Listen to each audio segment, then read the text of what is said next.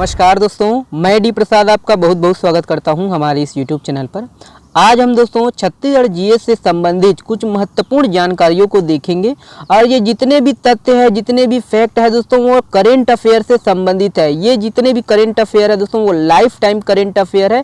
मतलब दोस्तों ये पिछले लास्ट 6 महीने में किसी न किसी न्यूज़पेपर में, किसी न किसी वेब में, है ना, ये आया हुआ है और एग्जाम में पूछ सकता है, इंपॉर्टेंट है। ठीक है, ध्यान दीजिएगा दोस्तों, ये जितने भी है वो छत्तीसगढ़ से संबंधित है, सीजीजीएस से संबंधित है। ओके, चलिए देखिएगा, ज़्यादा देरी न करते हुए दोस्तों स्टार्ट करते हैं। जैव विविधता का गढ़ किसको बोलते हैं दोस्तों? जैव विविधता का गढ़, है ना। तो देखिएगा, बैकग्राउंड नॉइस के लिए मैं माफ़ी चाहता हूँ, इसीलिए मैं जोर जोर से बोल रहा हूँ, है ना। तो जैव विविधता का गढ़ दोस्तों कांगेर घाटी राष्ट्रीय उद्यान को बोलते हैं। वन संपदा एवं छोटे बड़े जीवों की विविधता के कारण इसे क्या बोलते हैं? जैव विविधता का, छत्तीसगढ़ की जैव विविधता का गढ़ कहते हैं, याद रखिएगा। और यहाँ दोस्तों पूरे छत्तीसगढ़ में 100% प्राणवायु की जो सुलभता के हिसाब से दोस्तों कांगेर घाटी राष्ट्रीय उद्यान ही है, याद रखिएगा। और ये एशिया के पहले बायोस्फीयर रिजर्व है ना। कांगेर घाटी राष्ट्रीय उद्यान की जो है स्थापना 22 जुलाई 1982 को हुई थी और ये बस्तर में है, याद रखिएगा। ठीक है, और ये क्षेत्रफल को देख लीजिएगा, एक बार कंफर्म कर लीजिएगा दोस्तों, है ना। मेरे हिसाब से जहां तक मैं सर्च कर पाया हूँ 200 वर्ग किलोमीटर है और ये राज्य का सबसे छोटा राष्ट्रीय उद्यान है, ध्यान रखिएगा ना। चलिए अगला देखिएगा, देखिए गायता पखना परंपरा। ओके, तो ये जनजातियों से संबंधित है, गायता पखना परंपरा। तो देखिएगा हाल ही में चर्चा में था दोस्तों। तो गायता पखना या गायता, है ना, गाता पखना या गायता पखना अबुझमाड़िया आदिवासियों की जो है विशेष परंपरा है दोस्तों। और मृत व्यक्ति की स्मृति में 20 वर्ष में एक बार पत्थर स्थापित करके वृहद स्तर पर ये आयोजित किया जाता है। कौन से जनजाति संबंधित है? अबुझमाड़िया, है ना। और हाल ही में याद रख रहे हैं कि नारायणपुर में दोस्तों गायता परंपरा में 35 गाँव के जो है ग्रामीण आदिवासी शामिल हुए थे। ओके, चलिए नेक्स्ट देखिएगा, अक्ति पंडुम, याद रखिएगा अक्ति पंडुम दोस्तों अक्षय तृतीया को छत्तीसगढ़ में दोस्तों अक्ति के नाम से जाने जाते हैं, है ना। और छत्तीसगढ़ के विभिन्न जिलों में इसे अलग अलग नामों से भी पुकारा जाता है, याद रखिएगा, इंपॉर्टेंट है, पूछ सकता है। ठीक है, तो देखिए कबीरधाम, राजनांदगांव, बस्तर में अक्ति पंडुम कहते हैं। वहीं सरगुजा और कोरबा में दोस्तों ये अक्ति को कठोरी त्योहार बोलते हैं। और जसपुर में दोस्तों मुठ छुआई कहते हैं। ओके, ध्यान रखिएगा दोस्तों, इंपॉर्टेंट है। देखिएगा दोस्तों कि इस दिन जो है आदिवासियों द्वारा ग्राम देवता के स्थान के चारों ओर जुताई और जल छिड़क कर अक्षय तृतीया का जो है त्योहार मनाया जाता है। ओके, चलिए नेक्स्ट देखिएगा, देखिए 200 पक्षियों का प्रजातियां, है ना, 200 पक्षियों का जो है प्रजाति कहाँ पर मिले हैं, किस राष्ट्रीय उद्यान में? तो वही है दोस्तों, फिर से देखिए ये है राष्ट्रीय उद्यान कांगेर घाटी में। एक अध्ययन के मुताबिक दोस्तों पक्षियों के 170 से 200 प्रजातियां पाई जाती है। और इसमें आपका मैना, है ना, भृगराज, उल्लू, वन मुर्गी, जंगली मुर्गा, है ना, क्रोस्टेड और सरपेंट टाइगर, श्यामा, है ना, देखिए रैकेट टेल, ट्रांगो, है ना, ट्रांगो, ये आदि शामिल है, ध्यान रखिएगा। और ये है देखिए कि इसमें तितलियों की 63 प्रजातियां पाई जाती है। 200 वर्ग किलोमीटर विस्तार वाले इस राष्ट्रीय उद्यान में उत्तर पश्चिम किनारे पर दोस्तों तीरथगढ़ जलप्रपात से शुरू होकर पूर्व में उड़ीसा की सीमा और ये खोलाब, है ना, खोलाब नदी तक ये फैला हुआ है। इसकी जो चौड़ाई है ना 6 किलोमीटर और लंबाई 34 किलोमीटर है, ध्यान दीजिएगा, है ना। तो 200, याद रखिएगा, 200 पक्षियों की प्रजाति, है ना, कौन से राष्ट्रीय उद्यान में? तो कांगेर घाटी राष्ट्रीय उद्यान में। चलिए देखिए सवनाही त्योहार, याद रखिएगा दोस्तों, सवनाही त्योहार आपको याद होगा दोस्तों, बुक तो पढ़े होंगे, तो इसके बारे में भी हम लोग कुछ फैक्ट देखेंगे। देखिएगा कि सवनाही त्योहार दूजडोल किसको बोलते हैं? रथ यात्रा को बोलते हैं। तो रथ यात्रा के बाद आषाढ़ के आखिरी रविवार नहीं तो दोस्तों सावन के पहली रविवार के दिन मनाया जाता है। और यह त्यौहार गांव की रक्षा के लिए मनाया जाता है। इस दिन गोबर से विभिन्न चित्रकारी बनाया जाता है, याद रखना है। और वही है कि फसलों की बीमारियों से, है ना, रक्षा करने के लिए भी यह त्यौहार मनाया जाता है, सवनाही त्योहार, याद रखिएगा दोस्तों। ठीक है, कब मनाया जाता है याद रखना है। आमा जोगनी व बीज निकरानी त्योहार, याद रखिएगा, आमा जोगनी व बीज निकरानी त्योहार। देखिए कि हलबा समाज पूर्वजों के स्मरण के महापर्व के रूप में अक्तई और आमा जोगनी त्योहार मनाया जाता है, याद रखना है। परंपरा के अनुसार दोस्तों पूजा अर्चना कर यह त्यौहार मनाया जाता है और मिट्टी के प्रति अपनी कृतज्ञता प्रकट करने के लिए यह पर्व माटी तिहार से पूर्व मनाया जाता है, क्योंकि दोस्तों आम की जो है आम मिट्टी से पहले जोगता है। ठीक है। और हल्बा जनजाति का जो है संकेंद्रण कौन कौन से जिलों में है, देखिए बस्तर, कांकेर, कोंडागांव, सुकमा, दंतेवाड़ा, रायपुर, दुर्ग, धमतरी जिलों में है। याद रखिएगा दोस्तों कौन से जनजाति के द्वारा यह त्यौहार मनाया जाता है, तो हल्बा जनजाति। पूछ सकता है एग्जाम में, है ना। तो सीजीपीएससी है, व्यापम है दोस्तों, कुछ भी पूछ सकता है, आपको मालूम होना चाहिए, है ना। तो जितने भी करंट अफेयर से संबंधित जो तथ्य है याद होना चाहिए। ये है राजमेरगढ़ की पहाड़ी किस जिले में है, तो ये याद रखना है दोस्तों, ये जीपीएम में है, गौरेला पेंड्रा मरवाही। तो ये है कि राजमेरगढ़ की जो पहाड़ी है जिसके विकास के लिए केंद्र सरकार से हरी झंडी मिली है हाल ही में, और यहाँ पर 2 करोड़ के इको फ्रेंडली कॉटेज बनाए जाएंगे। इंपॉर्टेंट ये है कि ये किस जिले में है, तो किस जिले में है, तो जीपीएम में, है ना, गौरेला पेंड्रा मरवाही, याद रखना है।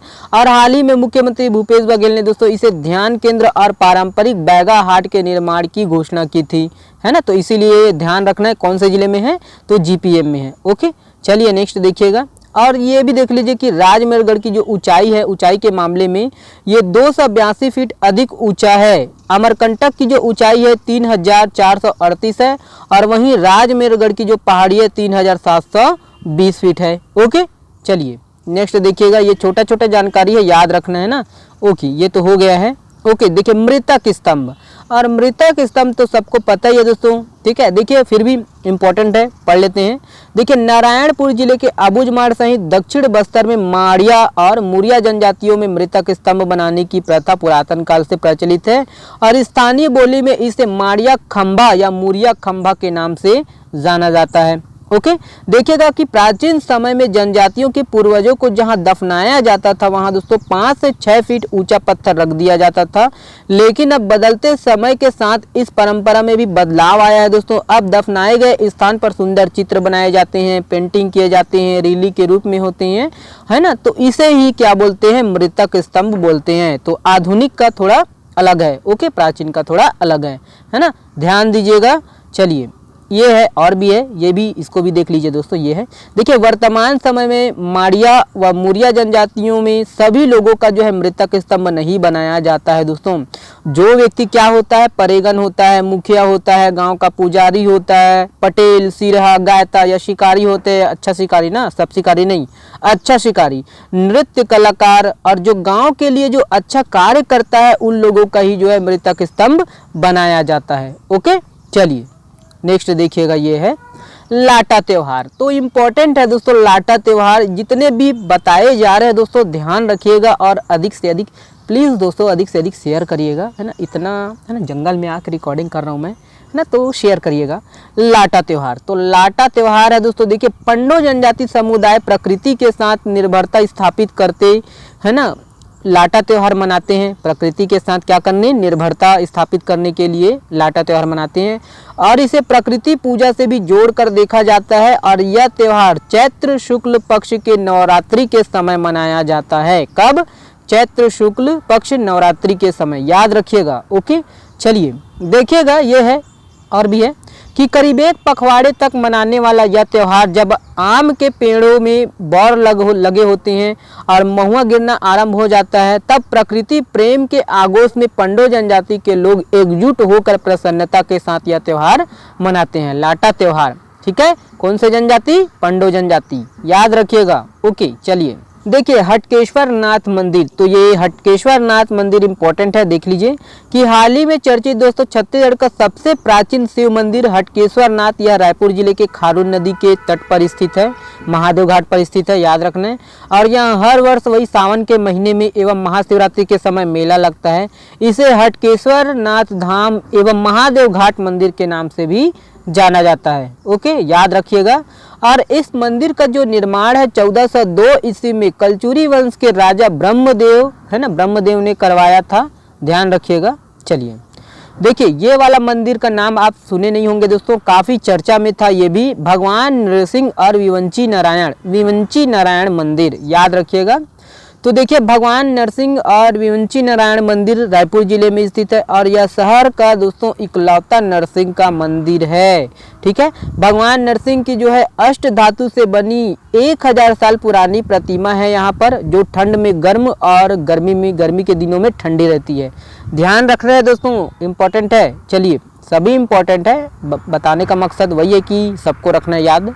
और यह मंदिर रायपुर के बूढ़ा तालाब से लगा ब्रह्मपुरी इलाके में है, ध्यान रखिएगा ना। चलिए, और देखिए गौतम बुद्ध की प्रतिमा इम्पोर्टेंट है, ये भी देखिएगा, है ना। तो गौतम बुद्ध की जो प्रतिमा है जो कि 1965 में बक्साइट मिश्रित मिट्टी से बनाया गया था, यह कहाँ पर है? सूरजपुर, है ना, माफ करिएगा, सरगुजा जिले के मेन पार्ट में स्थित है। यार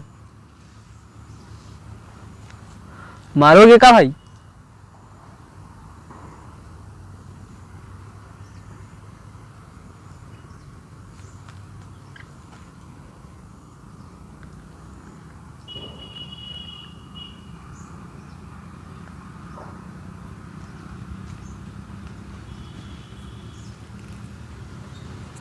पीछे में मेरा सांड खड़ा हुआ है ना, और डर गया हूं मैं। जाना मेरे देवा, मेरे पास कुछ नहीं है भाई, आज पार्ले वाले जी कुछ नहीं है, जाना यार। चलिए देखिएगा कि ये गौतम बुद्ध की प्रतिमा है ना, कौन से गौतम बुद्ध की प्रतिमा है देखते हैं, जो कि चर्चा में था। तो ये गौतम बुद्ध की जो प्रतिमा है दोस्तों, जो कि 1965 में बक्साइट मिश्रित मिट्टी से बनाया गया था और यह सरगुजा जिले के मेन पार्ट में स्थित है, ध्यान रखिएगा। और यहाँ स्थित मंदिर दोस्तों 57 साल पुरानी है और गौतम बुद्ध की प्रतिमा 20 फीट ऊंची है यहाँ की, याद रखिएगा। और 1965 में बौद्ध धर्मगुरु दलाई लामा यहीं ठहरे थे तथा इस मंदिर की जो है नींव रखी थी उसी ने, याद रखिएगा। ये तो हो गया दोस्तों सरगुजा वाला, है ना, गौतम बुद्ध जी की प्रतिमा। और दूसरा देखिए दोस्तों कि राजनांदगांव के डोंगरगढ़ में स्थित प्रज्ञागिरी पहाड़ में भी भगवान बुद्ध की विशालकाय प्रतिमा स्थित है, जो कि 30 फीट ऊंची है। याद रखिएगा कि यहाँ हर साल 6 फरवरी को विशाल अंतर्राष्ट्रीय बौद्ध सम्मेलन का आयोजन किया जाता है, 6 फरवरी को, है ना। चलिए देखिएगा, छिंद कीड़ा, याद रखिएगा दोस्तों, छिंद कीड़ा किस जनजाति से संबंधित है, देखिए यहाँ से। तो ये है कि छिंद कीड़ा दोस्तों अबुझमाड़िया जनजाति लोगों का दोस्तों ये विशिष्ट भोजन है। अबुझमाड़ अपनी अद्भुत कला संस्कृति परंपराओं और वही विविध पारंपरिक खाद्य पदार्थों के चलते विश्व में विख्यात है। अबुझमाड़ के एक और रोचक खाद्य सामग्रियों में सबसे अलग विचित्र स्वादिष्ट और पौष्टिक आहार से छिंद कीड़ा, जिसे ग्रामीण चाव से खाते हैं। छिंद कीड़ा जिसे गोंडी में इंद पुडग भी कहते हैं और अंग्रेजी में इसे पाम विविल, है ना, पाम विविल कहते हैं। और इसका वैज्ञानिक नाम क्या है दोस्तों? राइनोको फोरस पेरुगिनस है। ठीक है, तो ध्यान रखिएगा ना। चलिए अगला देखिएगा, रूबी खनिज, है ना। तो रूबी खनिज यहाँ पर देखिएगा, रूबी खनिज किसको बोलते हैं? तो ये चर्चा में था दोस्तों, कोरंडम जिसे रूबी कहते हैं, याद रखिएगा। और इसके लिए चर्चित कोचनूर व धनगोल, ये किस जिले में है दोस्तों? छत्तीसगढ़ के बीजापुर जिले के अंतर्गत भोपालपट्टनम तहसील में ये स्थित है, ध्यान रखिएगा। और कोचनूर इलाके के कोरंडम डिपॉजिट में कुल 3 ब्लॉक हैं। सरकारी दस्तावेजों के अनुसार दोस्तों यहाँ 15 टन कोरंडम का भंडार पाया गया है। ठीक है, ध्यान रखिएगा कि कोचनूर व धनगोल के अलावा उल्लूर, दंपाया, चिकोड़ापल्ली, यापला तथा सुकमा के सोनकुकानार में भी कोरंडम के डिपॉजिट मिले हैं। ओके, चलिए नेक्स्ट देखिएगा। ओके, और भी है। दंपाया में दोस्तों गुलाबी पीला है और पारदर्शी और हेक्सागोनल बैरल आकार का जो है, और वहीं चिकोड़ापल्ली में नीले रंग का कोरंडम पाया जाता है। ठीक है, चलिए नेक्स्ट देखिएगा, नागफनी उद्यान, इंपॉर्टेंट है नागफनी उद्यान। तो देख लीजिए दोस्तों कि नवा रायपुर के जंगल सफारी स्थित बॉटनिकल गार्डन में कैक्टस पार्क बनाया जा रहा है ना। तो अभी तक बन गया होगा दोस्तों। ठीक है, तो ये नवा रायपुर में है, याद रखिएगा, है ना, नागफनी पार्क। और इसमें देश भर में पाई जाने वाली प्रजातियां शामिल होंगी और यह पार्क 4.5 एकड़ में बनाया जा रहा है। ठीक है, बन गया होगा दोस्तों। ठीक है, तो लगभग 6-7 महीना पुराना है और ये जनवरी से लेकर दोस्तों पूरा अगस्त तक जितने भी इम्पोर्टेंट जो करंट अफेयर था, जो लाइफ टाइम रहने वाला है ना, उसको मैं शामिल किया हूँ। और ये पार्ट 1 है ना, पार्ट 1 है। इसके बाद पार्ट 2, पार्ट 3 ऐसे करके आएगा। ध्यान से देखिएगा और जुड़े रहिएगा दोस्तों, अधिक से अधिक शेयर कर दीजिएगा। चलिएगा, मैं काटूंगा नहीं दोस्तों, बीच बीच से मैं स्प्लिट नहीं करूंगा इस वीडियो को, है ना। कंटिन्यू देखिएगा, मनोरंजन बीच बीच में आएगा तो देख लीजिएगा। ओके, देखिए मदेसर पहाड़। तो मदेसर पहाड़ दोस्तों ये देखिएगा कि ये जसपुर जिले में है। याद रखिएगा, जसपुर कुनकुरी है ना, कुनकुरी रोड में NH 43 से है ना चराई डांड के पास मदेसर पहाड़ स्थित है। और इस पहाड़ को लोग दोस्तों सबसे बड़ा शिवलिंग मानते हैं। वर्ष 2017 में गणतंत्र दिवस की झांकी में वन विभाग ने दोस्तों इस पहाड़ की जो है झांकी विश्व के सबसे बड़े शिवलिंग के रूप में पेश की थी।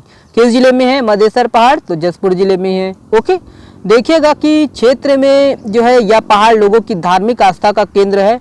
लोग इसे शिवलिंग के रूप में भी पूजते हैं। ओके, चलिए नेक्स्ट देखिएगा दोस्तों, ये है तो ये देखिए सुमेरु मठ है ना। तो सुमेरु मठ देखिए कहाँ है दोस्तों, ये है सुमेरु मठ। तो देखिए सुमेरु मठ अघड़नाथ दरबार रायपुर जिला में स्थित है। और यहाँ दोस्तों अभी है ना हाल ही में अघोर महोत्सव हुआ था। तो याद रखिएगा अघोर महोत्सव कहाँ मनाया जाता है? सुमेरु मठ में, है ना, रायपुर में है। ओके, और श्री धाम सुमेरु मठ या रायपुर जिला का दोस्तों अघोरियों का जो है वो इकलौता केंद्र है। ओके, चलिए ओके, और भी है दोस्तों, देखिएगा गला बैठ गया, पढ़ाना भी बहुत दिक्कत है दोस्तों। PPT बनाने में बहुत मेहनत लगता है दोस्तों, ठीक है। PPT बनाने वाला अगर आपके संपर्क में कोई होगा तो कॉन्टेक्ट नंबर मैं नीचे दे दूंगा दोस्तों, व्हाट्सअप नंबर, आप कॉल वॉल करिएगा। PPT बनाने में मेरे को बहुत टाइम लगता है, जॉब भी करता हूँ प्राइवेट जॉब, तो इसीलिए थोड़ा टाइम हो जाता है ना।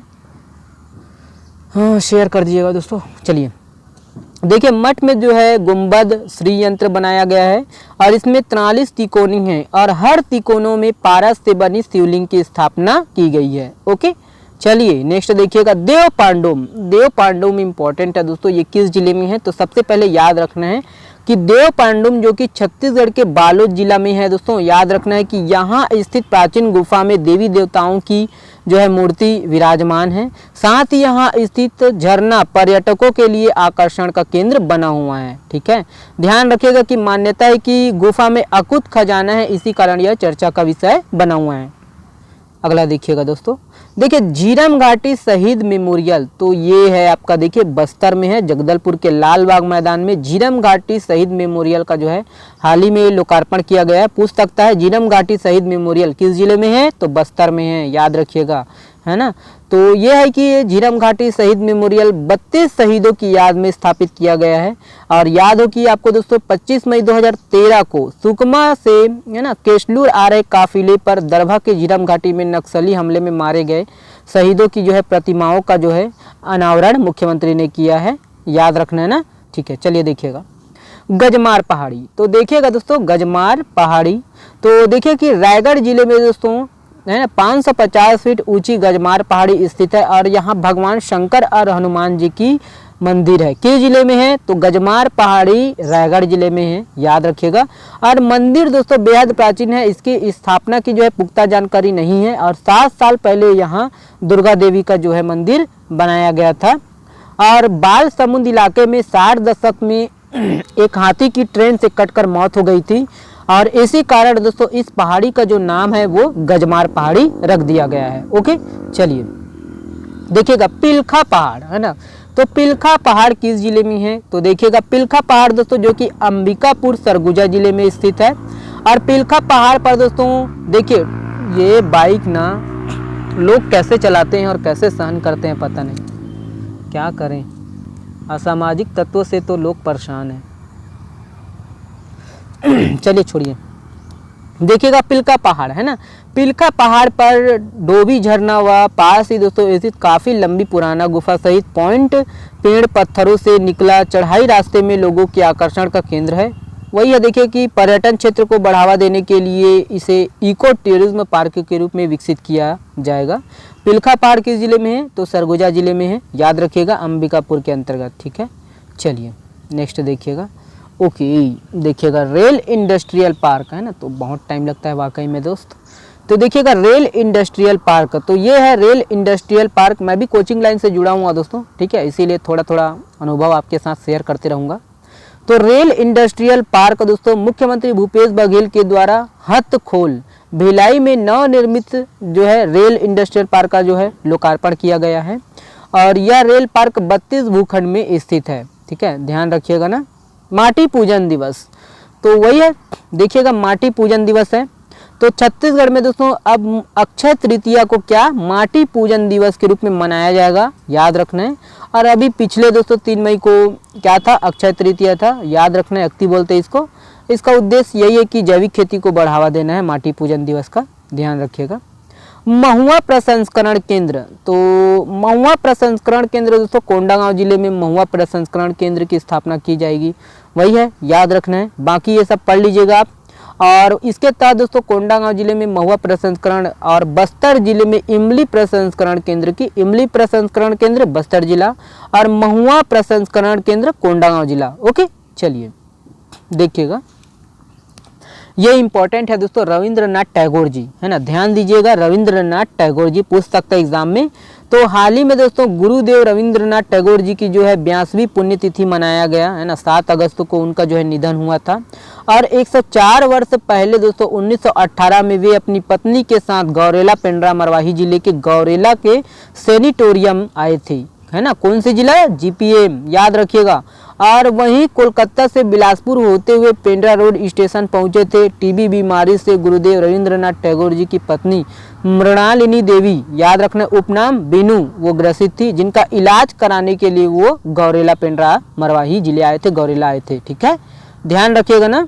और ये है, देखिएगा। ओके, चलिए, बहुत बहुत धन्यवाद, है ना, ये हो गया है। और मेरा तो हालत ख़राब हो गया दोस्तों, ठीक है। और शेयर कर दीजिएगा और सपोर्ट करिएगा, आप ही का दोस्त हूँ, आप ही के बीच में रहता हूँ, मैं भी कोचिंग लाइन से ही जुड़ा हुआ हूँ, कहीं ना कहीं देखे होंगे आप। चलिए, बहुत बहुत धन्यवाद।